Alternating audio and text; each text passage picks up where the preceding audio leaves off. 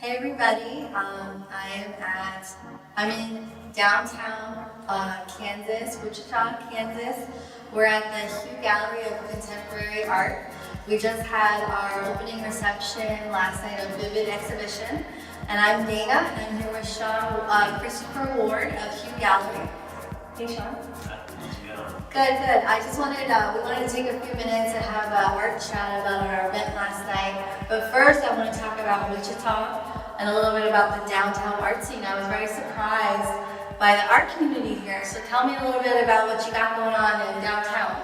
Yeah, so in downtown Wichita, we have a really great Final Friday and soon to be First Friday art crawl.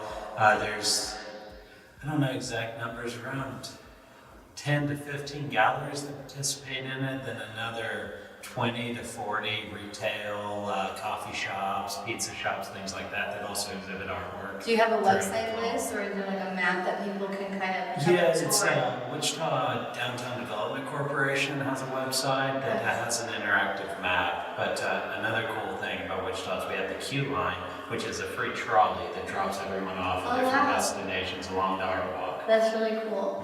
Yeah, I was really surprised. We had like a couple hundred people in last night, and it was raining and cold, so we had a great turnout. What street are we on? Commerce Street. Yeah, we're in the Commerce Arts District. And we're right by an arena, which I thought was interesting. And there's a lot of, I was fascinated when I got here. I'm my first time in Kansas, and I was very welcomed with open arms. Everyone is super warm and friendly. All the artists here support each other. The community is growing.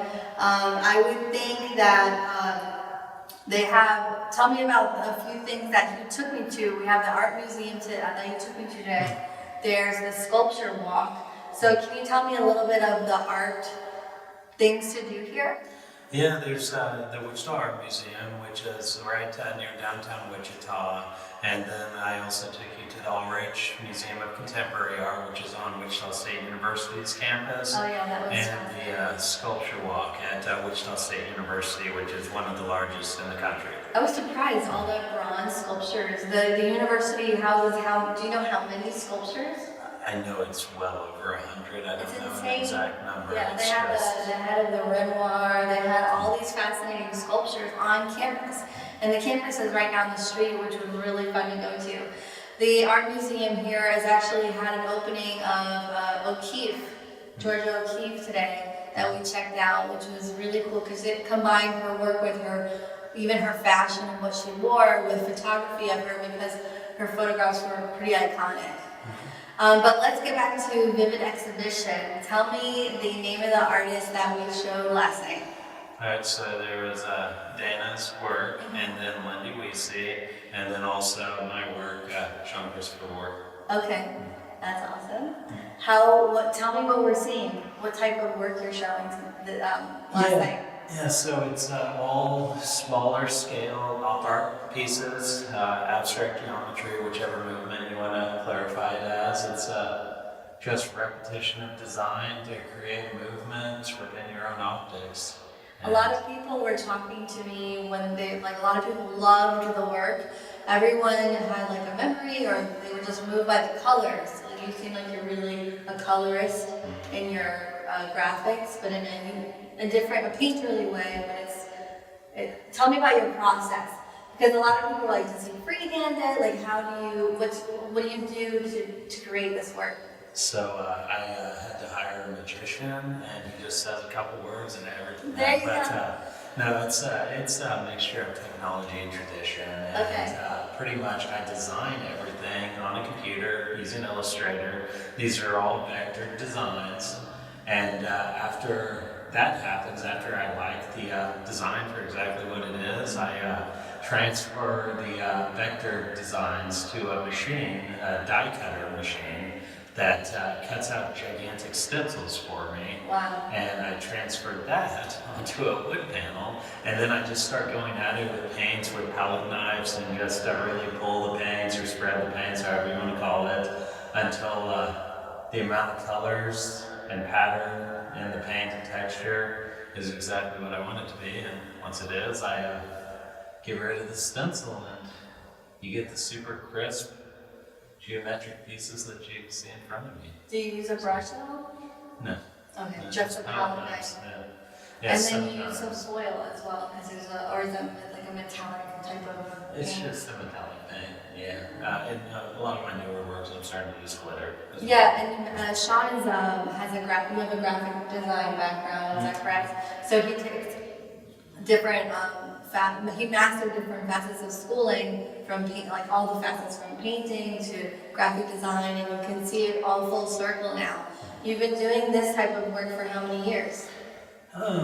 Professionally, probably around 5 years, 6 years. Something Yeah, like you're that. really mastering it. I've been in the arts since I was 5 years old, so that's nearly 27 years now. So, yeah. Do you see yourself going into do you feel like this is it, like, you just want to keep evolving and pushing this work?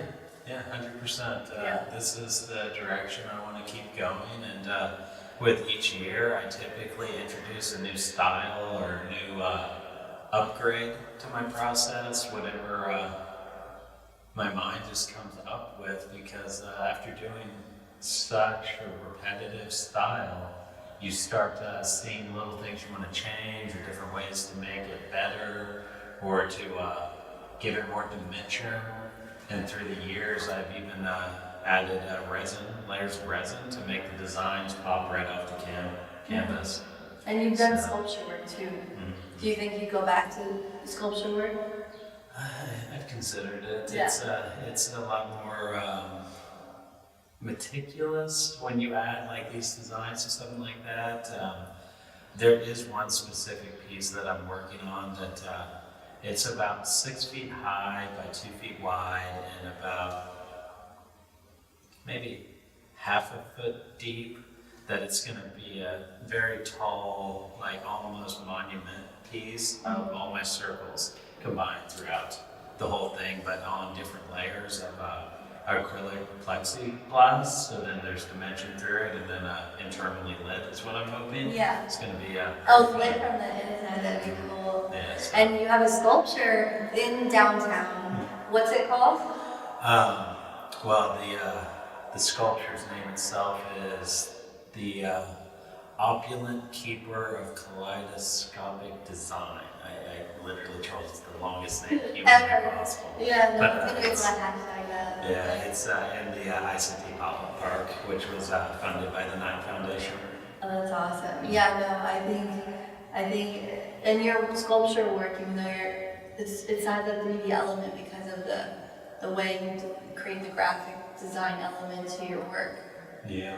And I know, give people a sneak peek, because you said you are always not upgrading, but pushing your work further.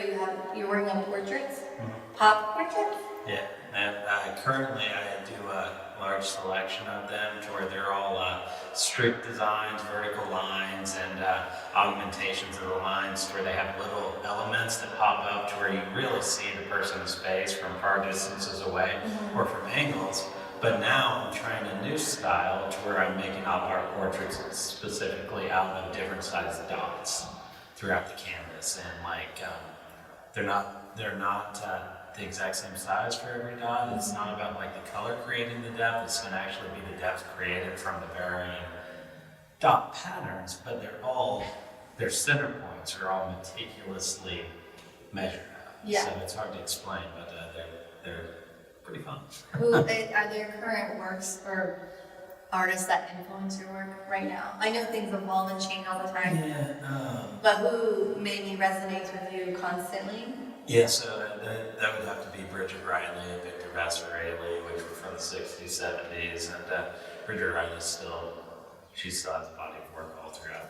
I don't even think she's passed away yet. So I think she's still around. National. National, international. I think she's United Kingdom. I Okay. believe. But yeah, her work is super inspired me. But other than that, I have a group of friends of op artists from around the North America and some in Europe that constantly give me ideas as well.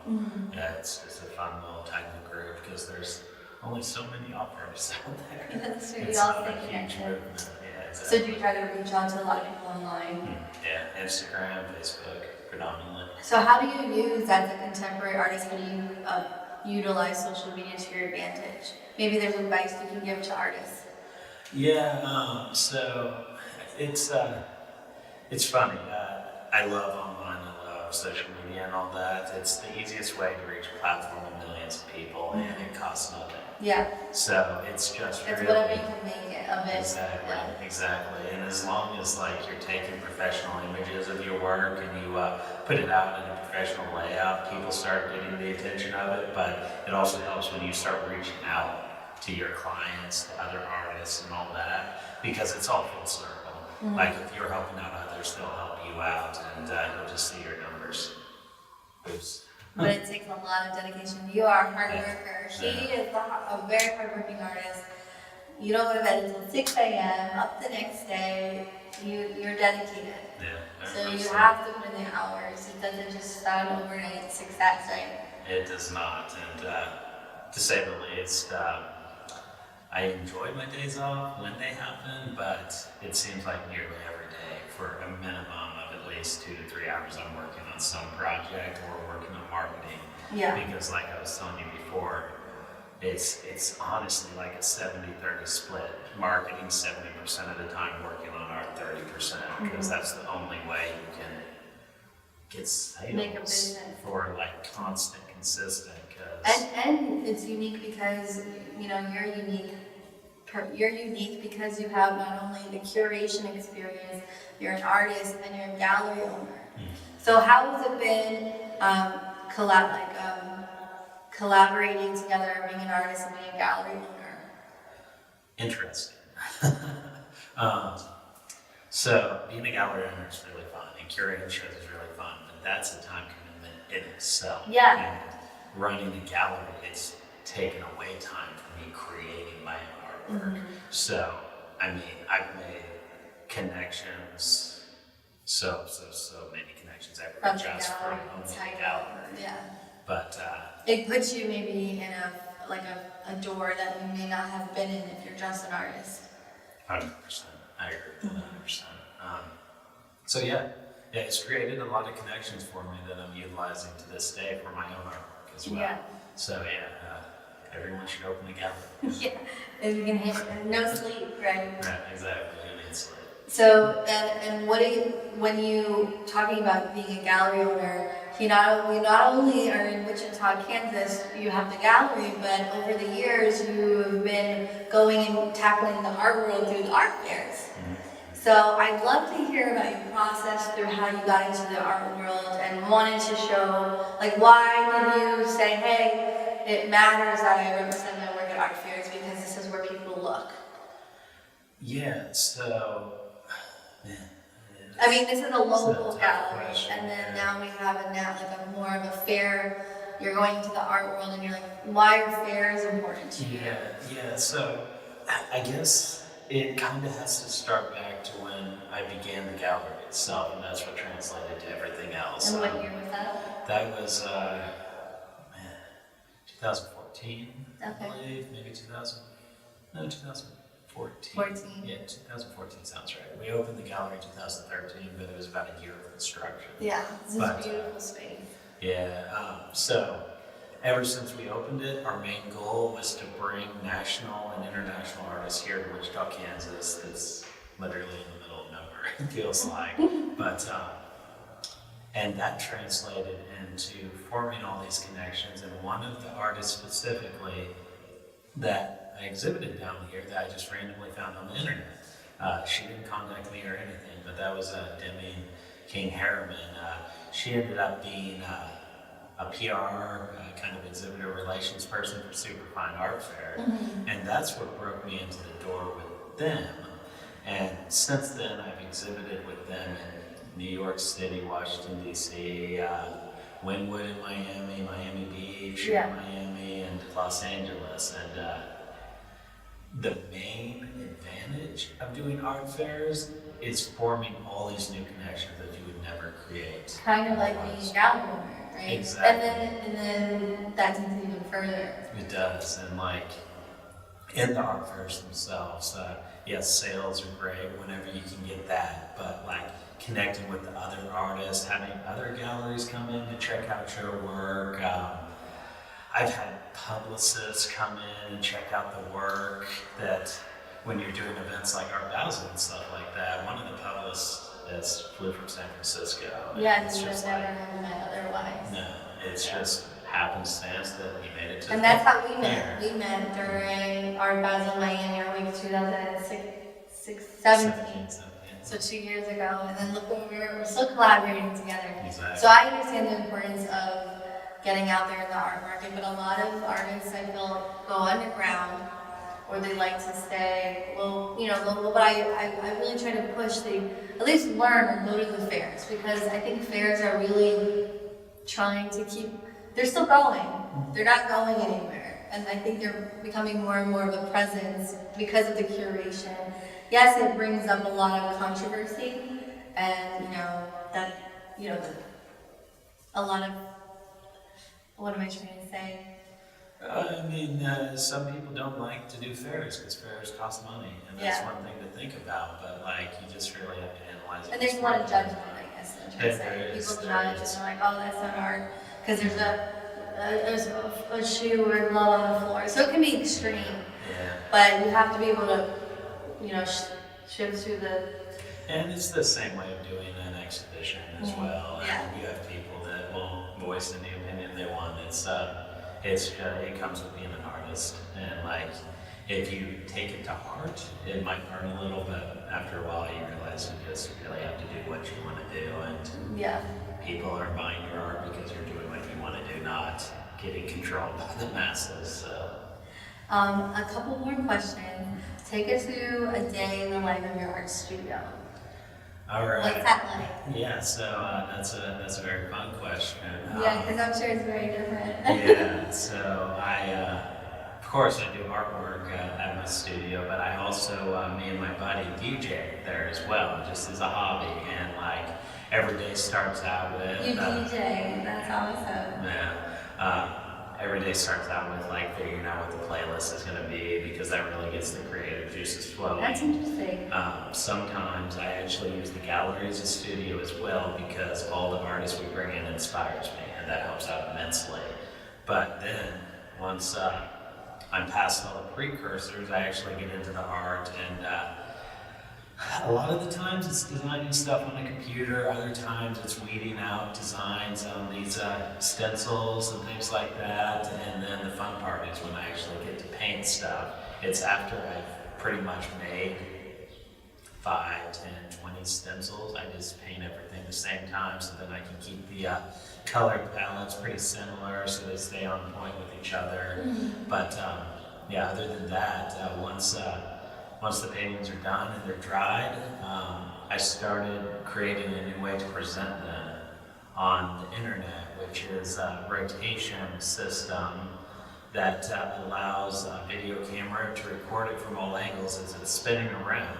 So then the collector online can actually see it from all angles, because front-facing picture just doesn't do it justice when like you have to see artwork, you have to see the depth, you have to see the texture popping off of it. So you're telling me you present your work in like a 3D virtual experience? Yeah, pretty much. That's awesome. Yeah, it's I'm learning slowly but surely. I've had a bunch of my friends that have helped me out make it more cinematic, and I wouldn't trade it for anything. It's been such an interesting process that I figured, why not see how far I can